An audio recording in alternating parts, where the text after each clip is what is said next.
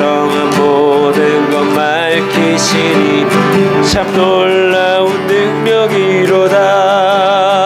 주의 보혈 능력이 또다. 주의 피 믿으오. 주의 보혈 그 어린 양의 매우 귀중한 피로다. 구주의 복음을 전할 제목 보혈의 능력. 주의 보혈 날마다 나에게 찬송 주니 참 놀라운 능력이로다. 주의 보혈 능력이 또다. 주의 피 믿으오. 주의 보혈 그 어린 양의 매우 귀중한 피로다. 구주의 복음을 전할 제목 보혈의 능력. 주의 보혈 날마다 나에게 찬송 주님 참 놀라운 능력이로다. 주의 보혈 능력이 또다. 주의 피 믿으오. 주의 보혈 그 어린 양의 매우 귀중한 피로다.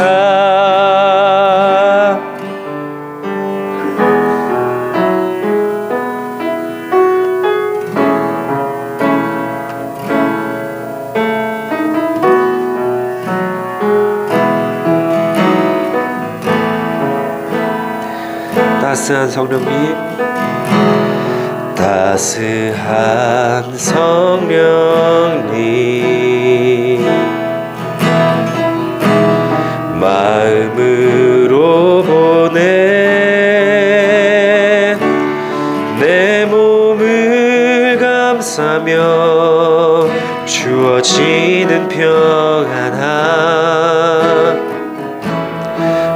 만족함을 느끼네.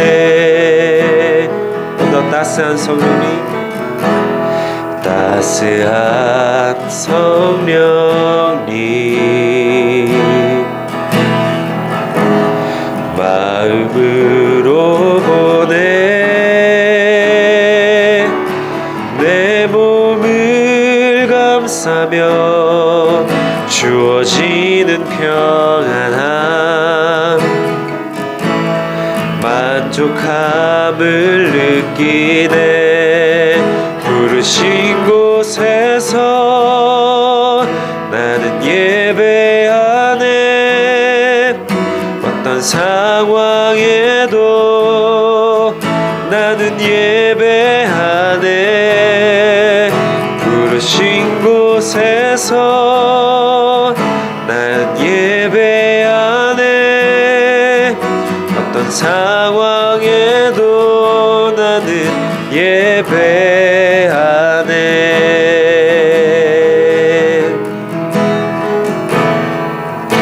사랑과 진리, 사랑과 진리에 한 줄기 빛 보내 내 몸을 감싸며 주어지는 평안함 그 사랑을 느끼네. 부르신 곳에서 나는 예배하네. 어떤 상황에도 나는 예배하네. 부르신 곳에서 나는 예배하네. 어떤 상황에도 나는 예배하네. 내가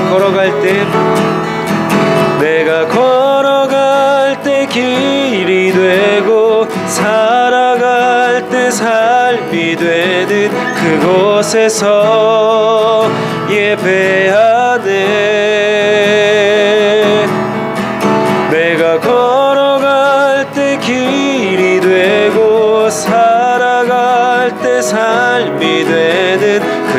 곳에서 예배하네.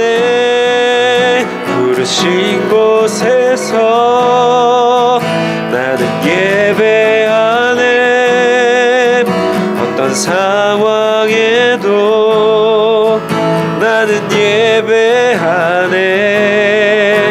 부르신 곳에서 나는 예배하네. 어떤 상황에도 나는 예배하네. 부르신 곳에서 신 곳에서 난 예배하네. 어떤 상황에도 나는 예배하네.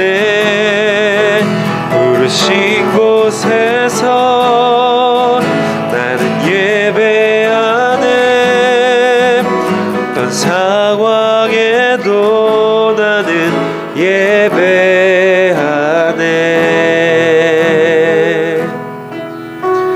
예배를 놓고 함께 기도드리며 나아가겠습니다. 주님, 오늘도 주님 한 분만을 예배하며 나아갑니다. 주님, 나의 어떤 상황 가운데에서도 주님만을 찬양하고 주님만을 예배하길 소망합니다. 주님, 오늘도 부족하고 연약한 우리들을 이 자리로 불러주셔서 그 주님을 뵙고 예배하며 찬양할 수 있도록 이 자리로 불러주심을 감사드립니다. 오늘도 한 사람 한 사람 만나주시고 주님의 음성을 듣는 귀한 시간이 되게 해달라고 간절한 마음으로 함께 기도드리겠습니다. 함께 기도드리겠습니다.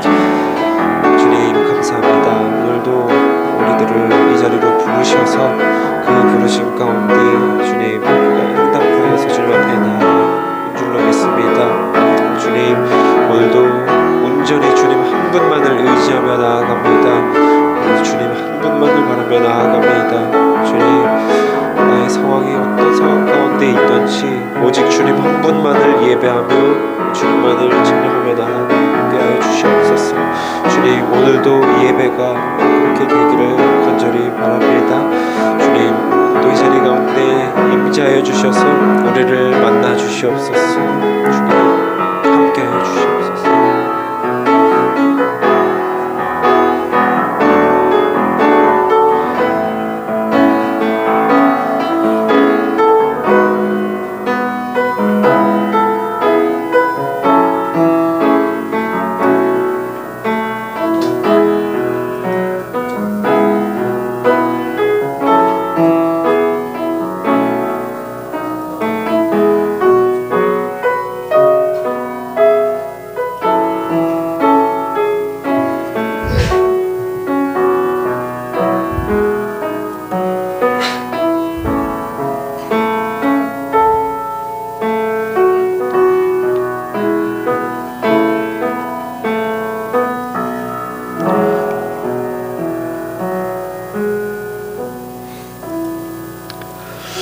아버지 하나님 감사합니다.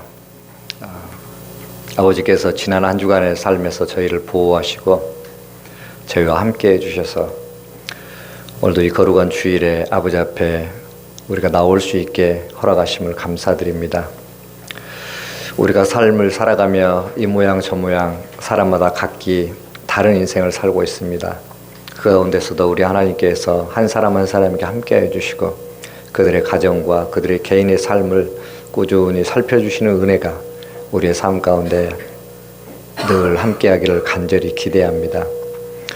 특별히 이 시간에 앉아서 우리의 마음에 성령님께서 함께하여 주옵소서. 각 사람의 마음에 우리가 짊어진 많은 짐들과 문제, 어려운 관계, 우리의 건강, 우리가 가진 여러 가지 이 땅을 살아가면서 생기는 인생 문제들에 대해서 성령님께서 친히 개입하시고 지혜 주시고 또 바른 길로 인도해 주시고 진리를 가르쳐 주셔서 우리가 더욱더 성숙한 삶으로 나아갈 수 있도록 우리를 이끌어 주옵소서. 매번 드리는 이 예배를 통해서 하나님을 체험하게 하시고 성령의 음성을 듣게 하시며 우리 만나는 공동체 한 사람 한 사람을 통해서 하나님의 사랑을 그 사람들을 통해서 보게 하시며 또 알게 하여 주옵소서. 이 예배를 또 아버지 앞에 드릴 때 아버지께서 각 사람의 마음에 특별한 은혜로 함께하여 주옵소서. 감사드리며 예수님 이름으로 기도했습니다. 아멘. 우리 다 같이 주님께서 가르쳐 주신 주기도문을 하시겠습니다. 하늘에 계신 우리 아버지, 아버지의 이름을 거룩하게 하시며 아버지의 뜻이 하늘에서와 같이 땅에서도 이루어지게 하소서.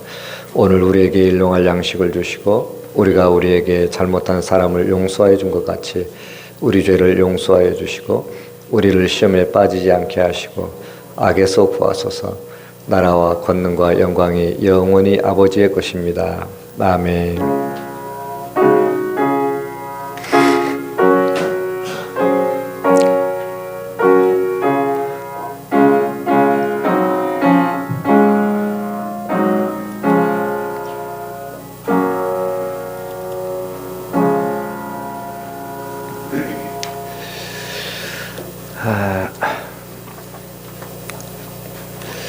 이번 주 수요일이죠. 그 10월 9일 날 이 주보의 포천 주상 전리길이 아니고 거기가 철원입니다. 철원 주상 전리길이 가는데요. 그 가실 분들은 오후에 점심 드시고 우리 목사님하고 이렇게 좀 이야기 나누시면 좋을 것 같아요.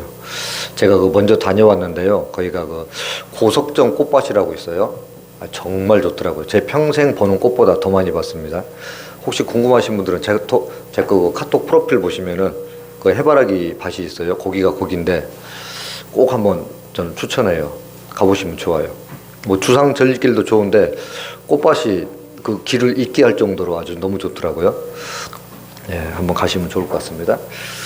그리고 그 예배 마치고 좀 뭐라 그럴까 그 모임이 좀 어정쩡해서 그러는데요. 사실은 모임을 매번 하려고 그러는데 오늘도 예배 마치면은 류 목사님은 이제 성경 개관을 하시고요. 저는 그 하반기에 그 설교를 가지고 나눔을 좀 해보려고 해요. 설교를 가지고. 그래서 뭐 설교를 가르치거나 그런 건 아니고요. 각 사람이 오늘 들은 말씀을 가지고 본인이 가진 느낌, 생각, 거기에 대한 서로 교제하는 시간을 좀 갖습니다. 그리고 시간도 이제 하반기에는 한 1시간 정도 이렇게 좀 해보려고 하니까요. 점심 드시고 이야기 실컷 하시고 그 모임에 참여하실 분들은 그렇게 하시면 좋을 것 같습니다. 네, 광고는 여기까지 하고요. 우리 옆에 분들하고 인사 한번 나눌까요? 네, 가을입니다. 우리 인사 한번 나눌까요? 네, 가을입니다. 네.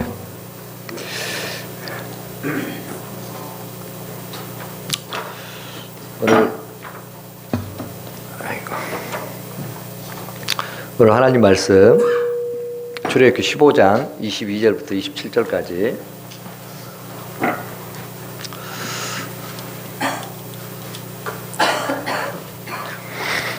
출애굽기 15장 22절부터 27절까지 교독을 한번 보실게요.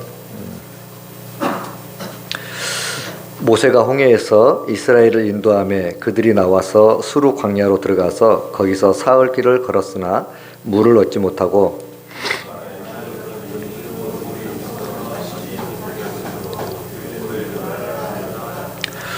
백성이 모세에게 원망하여 이르되 우리가 무엇을 마실까 하며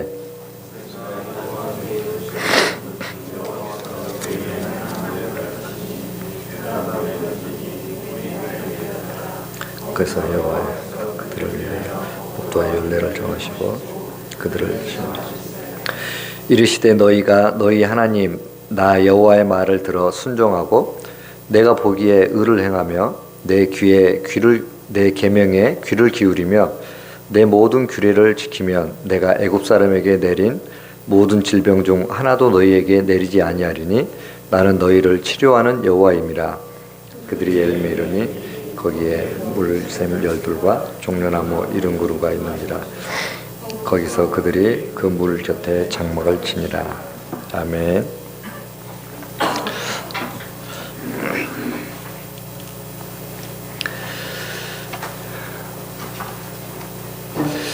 지난주의 말씀에 이어서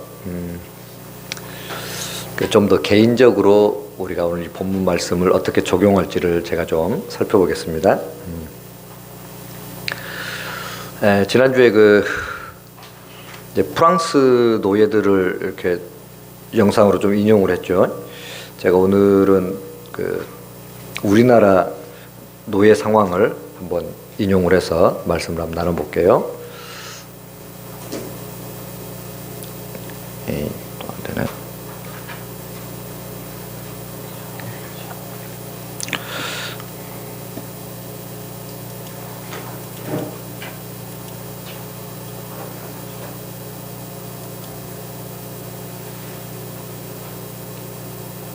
누명이라니요. 도련님께서 저를 겁탈하셨질 않습니까? 아직도 정신을 못 차렸구나. 뭐 들었느냐?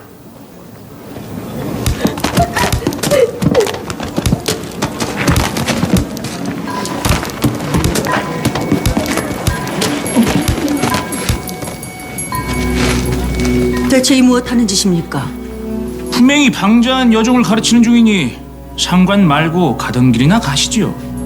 가던 길이나 가기엔 양쪽의 말이 너무 다른 것 같아서 말입니다.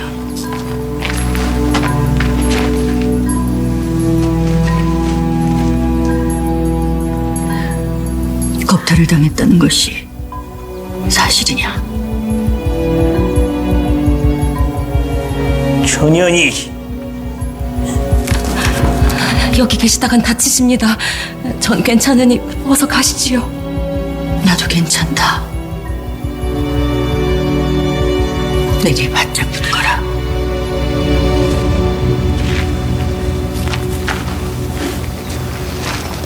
나으리께서 이 여인을 겁탈했다는 것이 사실입니까?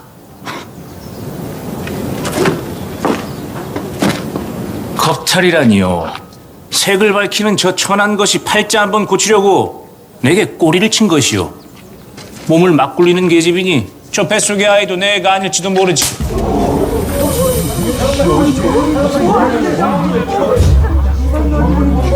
내 이년! 내 몸에 손을 댔느냐! 그래, 되었다. 여인을 겁탈한 것으로도 모자라 음해하고 모욕하고 또 다른 가해를 저지르고 있지 않느냐. 이년이 미쳤나? 뭐들 하느냐? 멈춰라! 좀 봐봐. 괜찮으시옵니까? 좀 봐봐.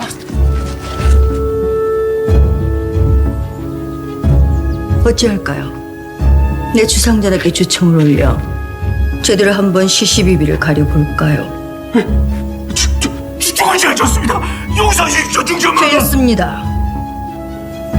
용서를 빌 대상은 내가 아니지요. 내가 잘못했다, 어리야. 내가 너를 겁탈한 것도 모자라 모든 책임을 뒤집어 씌웠느니라. 부디 용서해다오. 중전마마, 충분히 위로가 되었으니 이제 그만하시길 간청드리옵니다. 마마께서 떠나시면 인연의 삶은 더 가혹해질지도 모르옵니다. 내 힘이 너의 인생에 끼어들었다.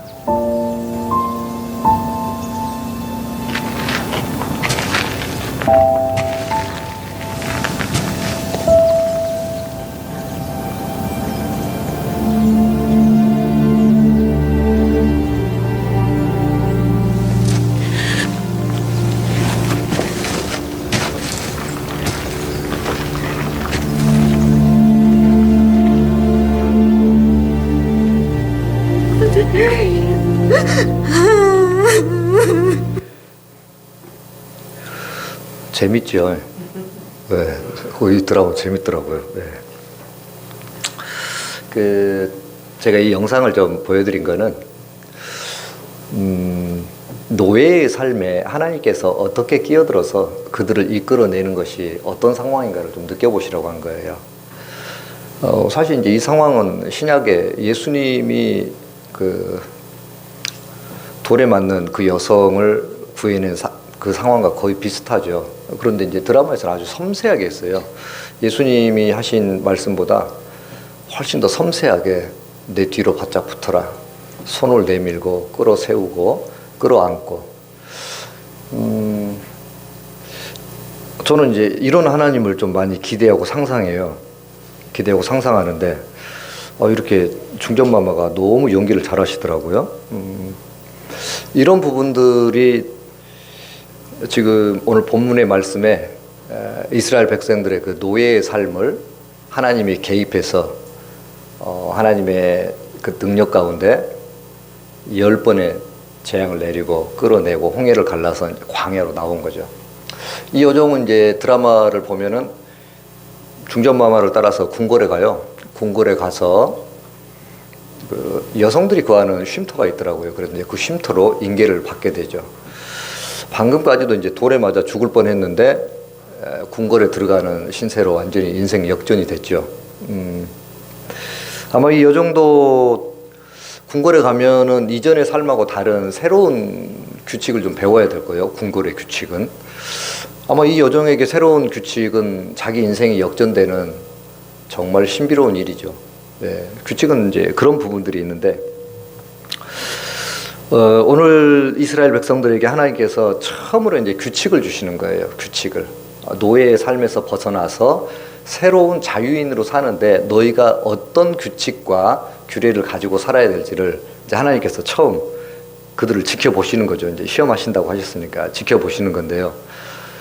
이 규칙에 대한 부분들은 이제 우리는 사실 이제 이 당시 이스라엘 사람들하고 상황이 좀 다르죠. 그래서 이 규칙을 볼 때 규칙을 대하는 인생 태도가 참 사람마다 좀 많이 다른 것 같아요.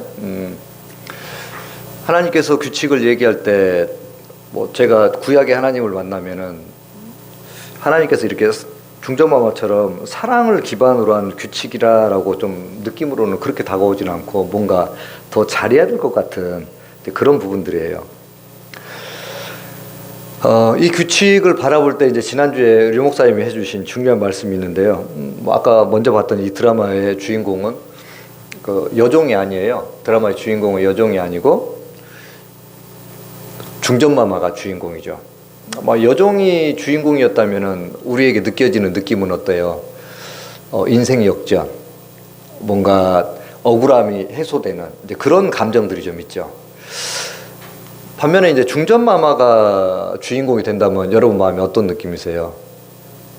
억울함을 해소해 주시는 통쾌함도 있지만은 이제 자기의 권위를 이용해서 약자를 살펴주시는 그 은혜, 감사, 감동이 좀 있죠. 이런 부분들이 아마 그 우리가 하나님을 오늘 그 본문을 하나님의 시선으로 보느냐 사람의 시선으로 보느냐 여기 좀 다른 점인데 지난주에 목사님이 오늘 본문은 지금까지 해왔던 그 항상 불순종하는 이스라엘 백성을 위주로 한 시선으로 보는 게 아니라 하나님이 주인공이다. 그런 사람을 사랑하는 하나님이 주인공이다고 이제 말씀하신 거예요. 그러면 이제 이 규칙도 우리가 좀 느낌이 좀 달라질 수 있어요. 달라질 수 있는데, 자, 여러분 안에 있는 하나님의 상은 어떤 상이에요? 수용하는 하나님, 무관심, 엄격하신, 징벌하시는, 심판하신 하나님, 다양한 하나님이 계실 수 있죠. 자, 이런 하나님이 똑같이 이 자리에 앉아 있지만은 저나 여러분이나 다 다를 거예요. 배움을 통해서는 사랑의 하나님이 맞죠. 배움을 통해서는. 그런데 느낌은 사랑의 하나님이 아닐 수가 있어요. 우리 안에 느껴지는 하나님은 엄격하신 하나님, 잘잘못을 분명히 따지고 거기에 맞게 상과 벌을 주실 수 있죠. 많이 혼난 사람은 어떨까요? 징벌하신 하나님이 좀 가깝겠죠. 어려서 많이 혼난 사람들은 징벌하는 하나님이 맞고, 죽음이 가까운 사람들은 어떤 하나님이 또 가까울까요? 심판하시는 하나님이 좀 가깝겠죠. 네, 심판하시는 하나님, 천국과 지옥의 판결을 내리시는. 또 어떤 우리가 또 익숙한 하나님이 있죠. 우리의 삶에는 관심이 없고 내가 하나님 계획에 어떤 사람이 될 것인가만 관심이 있는 그런 신앙도 굉장히 많아요. 그래서 하나님의 계획이 나에게 어떻게 이루어지는가 그것에 관심이 많죠. 사실 우리 개인의 삶도 아주 중요하죠. 개인의 삶. 규칙과 규례를 준다라는 것은 그 규칙 안에서 너는 어떻게 살 거냐라는 그들 한 명 한 명을 관심 있게 바라보시는 하나님의 마음이 하나님의 계획도 있지만은 인간의 그 삶에 대한 계획도 하나님이 굉장히 중요하게 보고 계시는 거죠. 자, 이런 이제 하나님에 대한 다양한 형상이 우리 안에 있을 수 있다는 거예요. 어떤 관점으로 말씀을 보느냐에 따라서. 좀 더 구체적으로 이렇게 보면요. 하나님을 느끼는 나의 느낌, 감정.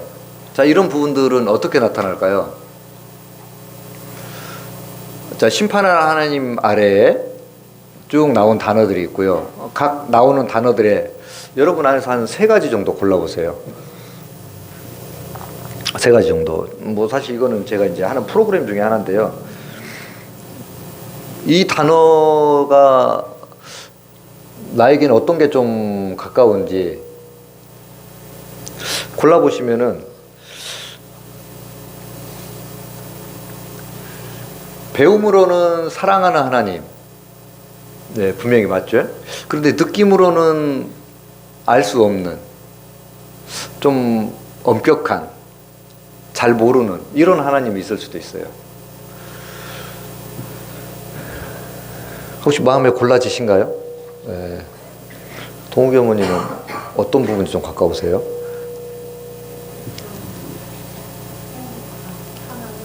네. 이야, 참 좋은 하나님을 모시고 사는군요. 부럽다. 네. 그렇지 않은 하나님 혹시 계신가요? 뭐 이거는 잘못됐다라기보다는 자기 자신 안에 솔직한 그 느낌을 좀 찾아보는 거예요. 이스라엘 백성들이 홍해를 건너서 나왔지만 하나님하고 아직 밀접한 그 좋은 감정으로 만난 경험이 아직은 없어요. 400년 동안 종살이를 했고 아버지도 종이었고 할아버지도 종이었고 나도 노예로 살고 있는데 그런 사람이 하나님을 광야 가운데 나타나서 사랑하는 편안한 행복한 하나님을 연상할 수 있을까요? 안 되겠죠. 안 되겠죠. 오히려 존재하지 않는 아버지로부터 하나님에 대해서 들었는데 잘 모르는, 관계가 없는, 거리가 먼 이런 하나님으로 분명히 더 가까울 수 있을 거예요. 아직 하나님과 이스라엘 백성 안에서 이런 좋은 감정으로 만난 느낌이 없었기 때문에 뭐 저도 사실 그런 부분이 많습니다. 저도 이렇게 찾아보면은 엄격한 하나님, 무서운 하나님, 죄를 묻는 하나님, 그런데 행복한 하나님 좀 잘 안 느껴져요. 돌보지 않는 하나님, 저하고는 매우 좀 가까운 부분도 있고요. 느껴지지 않는 하나님도 뭐 간혹 있어요. 그래서 이런 부분들은 우리 삶 안에서 하나님을 어떤 이미지로 저장을 하고 있는가에 따라서 이제 달라지게 되는데 그 이미지는 대체로 그 하나님과 때로는 그 하나님을 투사하는 아버지 어머니와의 관계 안에서 형성된 이미지일 가능성이 아주 높아요. 아주 높죠.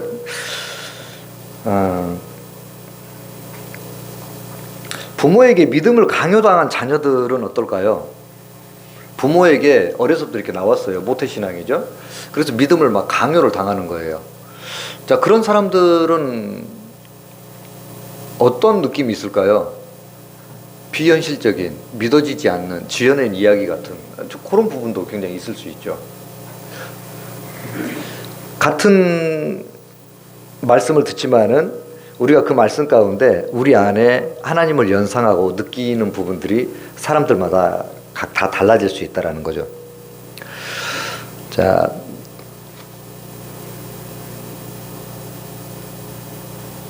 네, 오늘 컴퓨터가 좀 잘 안 되네요.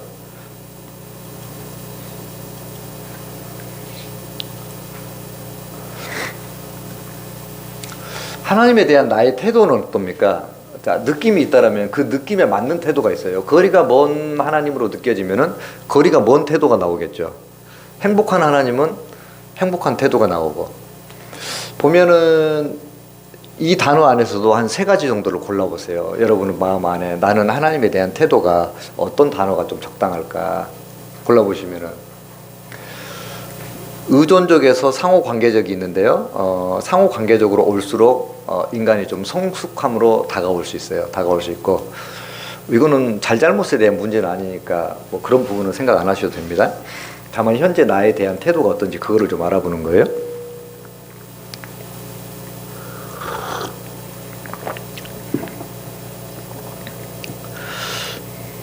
세 가지 정도 골라보셨나요? 골라보시면은 자, 의존적인 부분들은 우리가 이제 자칫하면은 참 저 사람은 신앙이 좋다, 그분만이 전부, 애타게 부르짖는, 간구하는, 이렇게 산다라면은 우리가 그럴 때가 있어요. 뭐 그것이 다 잘못됐다라는 아니고요. 의존적인 부분이 있지 않나라는 걸 좀 돌아보셔야 돼요. 저항적인 부분들은 어떨까요? 저항적인 부분은 뭐 예수를 믿지 않는 사람들이 아니에요. 예수를 믿는 이 안에서 내 안에 어떤 부분은 듣고 싶지 않는 부분이 있고, 또 어떤 부분은 좀 반항적인 영역들이 있어요. 뭐 온전한 순종을 해야 되는 줄 아는데 좀 마음이 불편하고 그거 좀 알고 싶지 않아. 이런 부분들이 신앙생활 안에서도 있죠. 독립적인 부분들은 남이 볼 때 굉장히 좀 멋있게 보이는 영역들이에요. 다른 사람에게 간섭받지 않고 하나님 앞에 교회 생활을 할 때도 다른 사람하고 인간관계를 맺지 않으면서도 늘 변함없이 교회에 잘 나올 뿐더러 또 신앙에 대해서 이야기를 하면은 굉장히 이성적이고 논리적인 판단으로 말씀을 잘 이야기할 수도 있어요. 독립적인 부분들은. 반면에 또 우리가 좀 살펴봐야 될 부분은 이제 기독교는 수행의 종교가 아니라 관계의 종교예요. 그래서 독립적인 부분들은 수행을 하고 있는 것인지 하나님과 관계를 맺고 있는지는 좀 점검을 해봐야 될 필요가 있죠. 그래서 독립적인 사람들은 남들이 볼 때는 아주 신앙이 존경받을 만한 아주 성숙한 부분들이 있죠. 있는데 하나님 앞에서 1대1의 관계 안에서 매일 일상 안에서 그분과 친밀한 관계를 맺는가라는 부분은 좀 다를 수 있어요. 그런 부분이 있는데 가장 좋은 부분들은 또 상호관계적인 거죠. 내 삶의 전부인 그분에게 매달려서 징징대는 게 아니라 내가 할 일은 내가 하고 하나님에게 의존해야 될 부분은 기능적으로 의존을 할 수 있는 그런 분들이죠. 또 그분들은 신앙생활 안에서도 그렇지만은 인간관계 안에서도 인간에 대한 경계가 정확해요. 인간에 대한 경계. 자기 이야기를 편안하게 하되 타인의 선택과 권리를 제한하지 않고 그 사람과의 거리를 지키지만 친밀함을 유지할 수 있는 성숙함이 있죠. 이제 그런 부분들이 하나님에 대한 태도인데요. 여기에 하나님이 아니라 나의 아버지에 대한 태도를 한번 적용을 해보세요. 어떤 단어가 골라지는지. 아버지에 대한 태도. 아버지에 대한 태도를 적용을 해서 한 3가지 정도 해보면 어떻게 될까요? 적용을 해보면은 우리 청은이는 뭐 어떻게 나올지 좀 궁금하긴 하다. 근데 말하지 마. 상처받을 수 있으니까. 아버지에 대한 태도가 다 상호관계적으로 나오진 않죠. 아버지에게 굉장히 뭔가 좀 구하는 태도를 가진 아들, 딸이 있을 수도 있고, 또 지나치게 독립적이라 아버지 인생은 아버지가 살고 내 인생은 내가 살고 뭐 이렇게 살 수도 있겠죠. 때로는 반항적이고 아버지를 믿지 못하는 그런 자녀들도 많아요. 아주 많아요. 그런 부분들이 하나님의 이미지를 만드는데 아주 좋은 배경이 되는 거예요. 그래서 오늘 이 말씀을 우리가 이렇게 본다면은 말씀에 대한 이미지를 이미 내 안에 마음의 창으로 가지고 있는 거죠. 마음의 창으로. 자, 그런 부분들이 우리가 신앙생활할 때 아주 영향을 많이 준다라는 거예요. 자, 그 부분을 그 기원을 밝히는 내용들을 우리 류 목사님이 최근에 이제 한 여러 번 말씀하셨죠. 그런 이미지를 만드는 그 기원이 있는데 제가 이걸 좀 자세히 봤는데 저한테 해당이 안 되는 게 없더라고요. 다 해당되더라고요. 하도 수리할 때가 많아가지고 전부 다 이제 해당이 되는데, 특히 이제 그 기원의 첫 번째, 엄마는 어린 나를 두고 집을 떠나 다시는 돌아오지 않았다. 아주 뭐 제 이야기를 정확히 써놨더라고요. 그랬더니 이제 나는 엄마에게 버림받은 존재이다. 버림받지 않기 위해 노력해야 된다. 이렇게 이제 신념이 만들어지죠. 감정은 어떨까요? 그러니 이제 우울하고 공허하고 굉장히 무력감이 있고 나도 알지 못하는 어떤 그리움이 내 안에서 매일 일어나게 되는 거죠. 자, 이런 부분들이 삶에서도 나타나는데 신앙생활에서도 그대로 나타나는 거예요. 내 인생이 여기를 벗어나기가 아주 어려워요. 그냥 이게 아예 그냥 내 인생으로 못 박아진 거죠.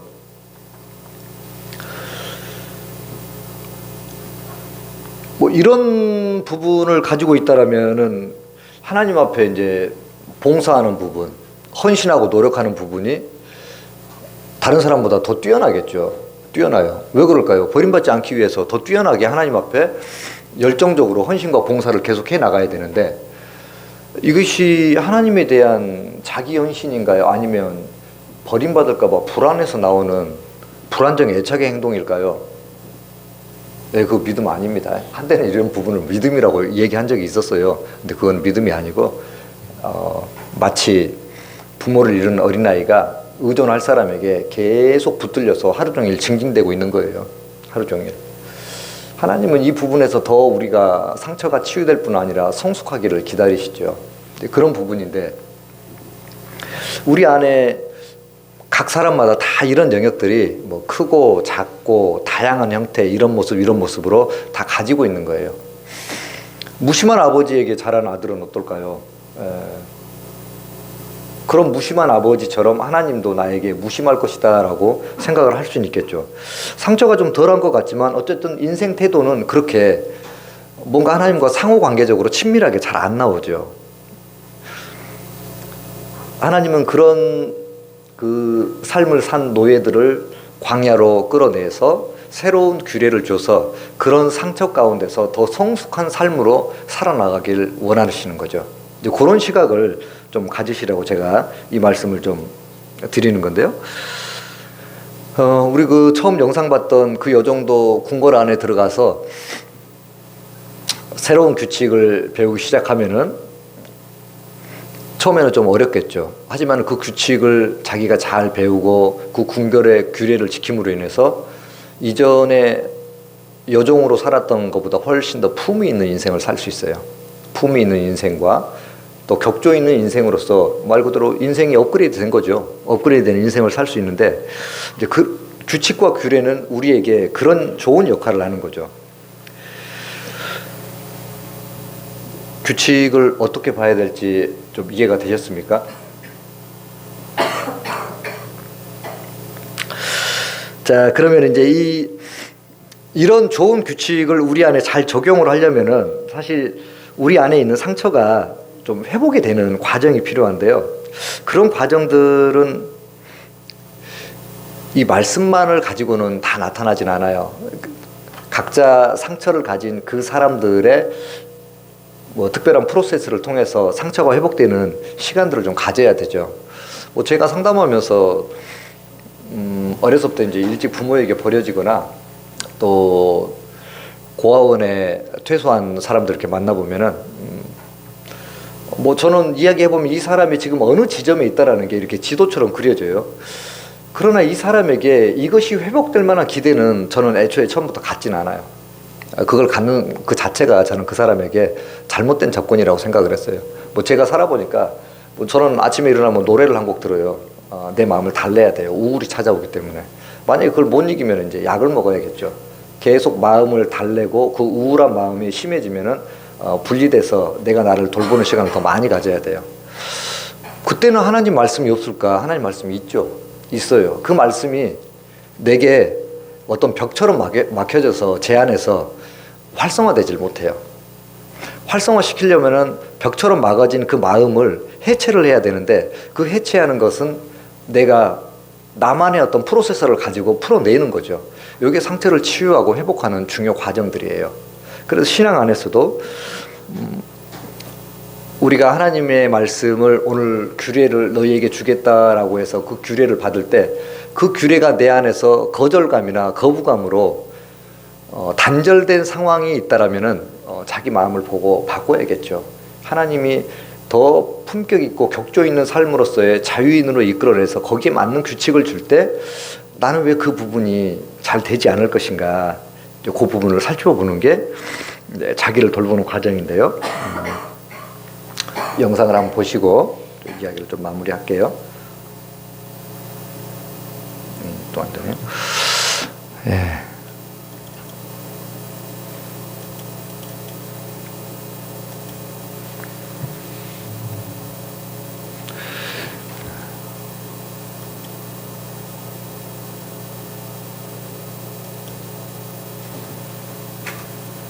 에이, 안 되네요. 오늘 계속 이게 말썽이네.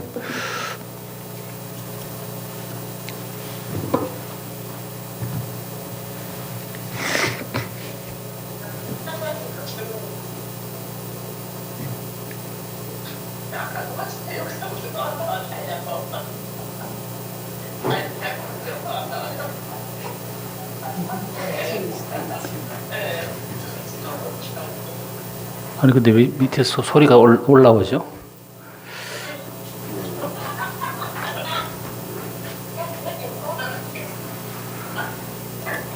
아니 잠깐만요.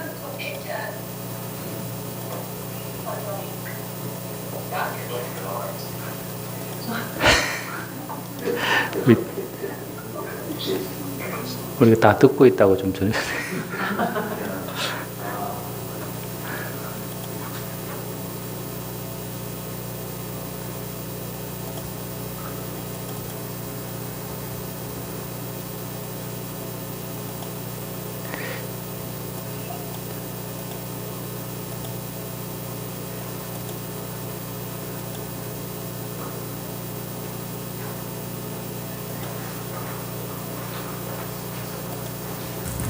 사람은 누구나 다 자기중심적이기 때문에 자아의 렌즈를 통해 세상을 바라봅니다.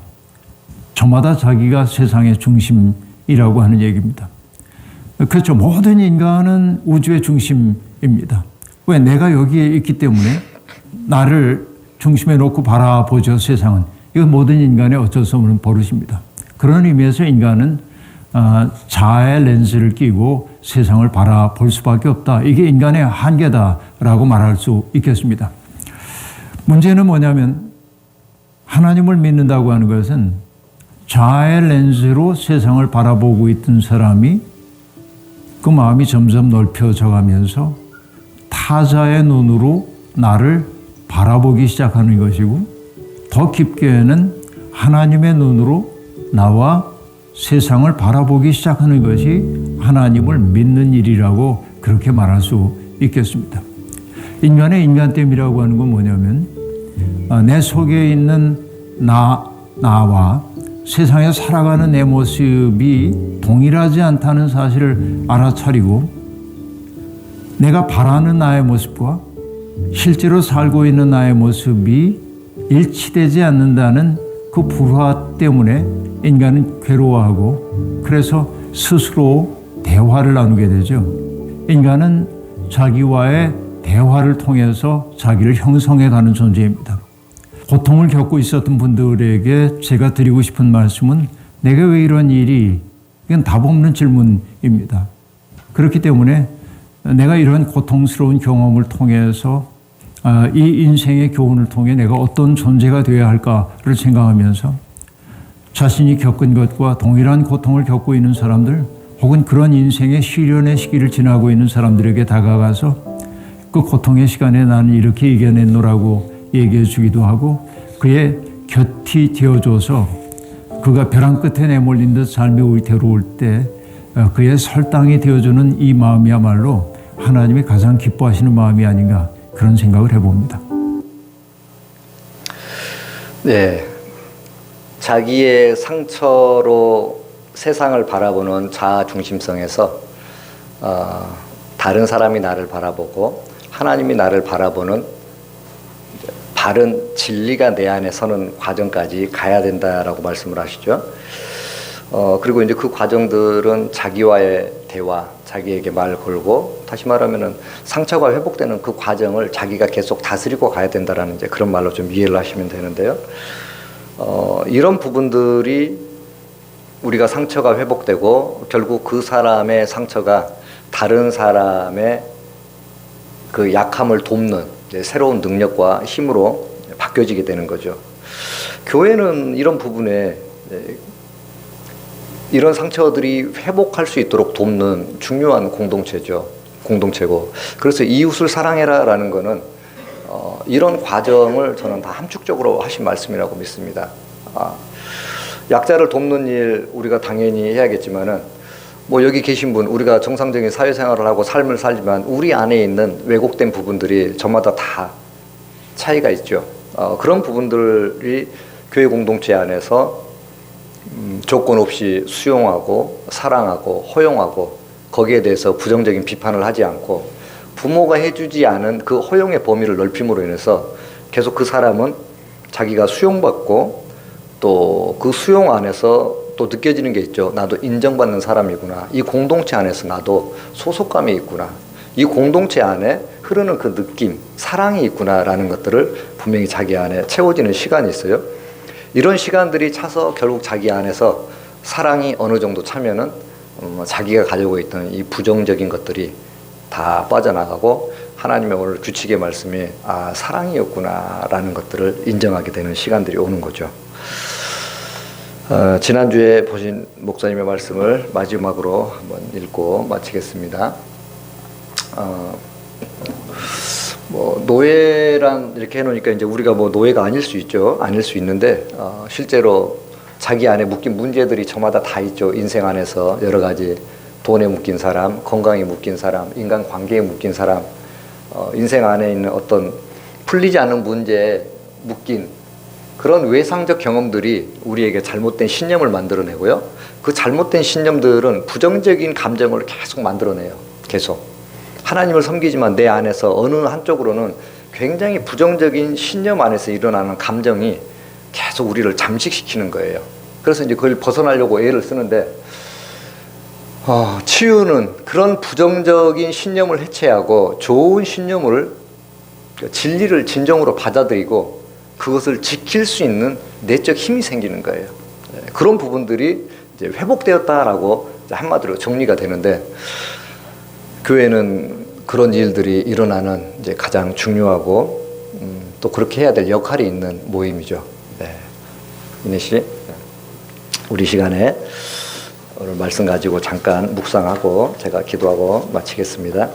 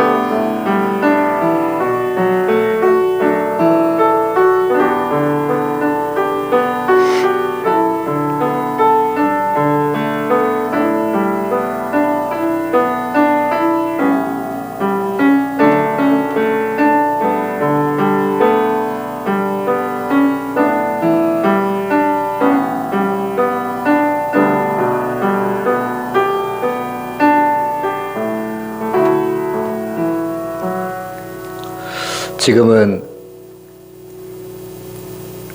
애굽의 노예에서 이스라엘 백성들을 불러내어 참된 자유와 하나님의 자녀로 살아갈 은혜를 베푸신 하나님의 크신 사랑이 인생을 살아가며 인생의 문제에 묶이고 관계에 묶이고 건강에 묶여서 고난받는 주의 자녀들에게 묶임에서 벗어나 온전한 자유와 치유와 회복이 일어나는 하나님의 은혜가 이제로부터 영원토록 함께 하시기를 간절히 축원하옵나이다.